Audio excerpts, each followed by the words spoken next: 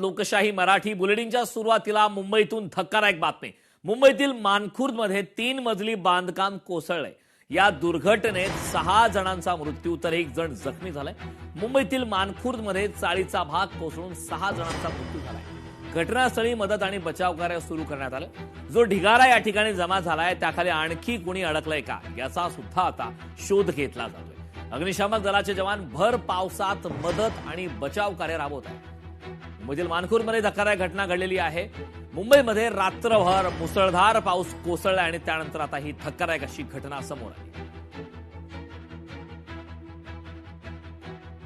Mandala Mankhurd जनतानगर इथे एक 3 मजल्याचं बांधकाम होतं। ते बाजूच्या 1 मजल्याच्या बांधकामावर कोसळलं आणि या घरामध्ये एकूण 6 लोक होते, काही मुलं होती, एक महिला देखील होती। जशी माहिती मिळाली मी तातडीनं घटनास्थळी पोहोचलो। अग्निशमन दल असेल, मुंबई महापालिकेचे अधिकारी असतील, हे देखील घटनास्थळी दाखल झाले। साधारणतः 9:30 वाजल्यापासून रेस्क्यू ऑपरेशन सुरू होतं।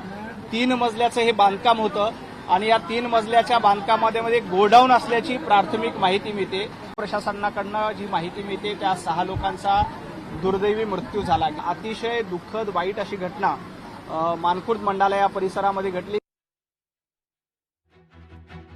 मुंबईमधील मानखुर्दमध्ये 3 मजली बांधकाम कोसळल्याची धक्कादायक घटना घडलेली आहे। या संदर्भात ताजा अपडेट देण्यासाठी आपल्या प्रतिनिधी स्नेहा जाधव आपल्यासोबत आहेत। स्नेहा, आपण पाहतोय धक्कादायक अशी घटना घडलेली आहे आणि ही बांधकाम सुरू असलेली इमारत कोसळली आणि त्यानंतर त्यामध्ये तब्बल 6 जणांचा मृत्यू झालाय। काय ताजे अपडेट आहेत? कारण जो ढिगारा आहे तो ढिगाऱ्याखाली आणखीन काही जण अडकल्याची सुद्धा भीती व्यक्त करण्यात येत आहे। अगदीच, कारण आपण पाहतोय काल रात्रीची घटना अत्यंत धक्कादायक आहे। त्यामध्ये जर पाहिलं तर मानखुर्द इथली ही 3 मजली चाळीचा भाग होता आणि हा चाळीचा भाग कोसळलेला आहे। खरं तर ही बिल्डिंग जी आहे ती चाळीचा भाग जो आहे तो धोकादायक असल्याचं घोषित केल्यानंतर इथली जी लोक आहेत ती सामान आवरत होती, कारण इथून निघणार होती ती सर्वच लोक त्यासाठी। परंतु त्याच वेळेला सामान आवरत असतानाच हा जो भाग आहे तो कोसळलेला होता आणि यामध्येच आपण पाहतोय 6 जणांचा मृत्यू झालेला आहे। 6 जणांनी आपला जीव गमावलेला आहे। तर आतापर्यंत जी अधिकृत माहिती येते त्या अनुषंगाने 1 जण जखमी असल्याचं समजतंय, परंतु अजूनही या ढिगाऱ्याखाली कोणी अडकलंय का यासाठी पोलीस प्रशासन असेल, अग्निशमन दल असेल याच्याकडून खबरदारी घेण्यात येते। तपास सुरू आहे। या अनुषंगाने जर आपण पाहिलं तर याच्या बाजूची बिल्डिंग देखील धोकादायक असल्याचं समजतं आहे। एकंदरीतच मानखुर्दचा जो हा परिसर आहे यातल्या बिल्डिंग अत्यंत धोकादायक अवस्थेत।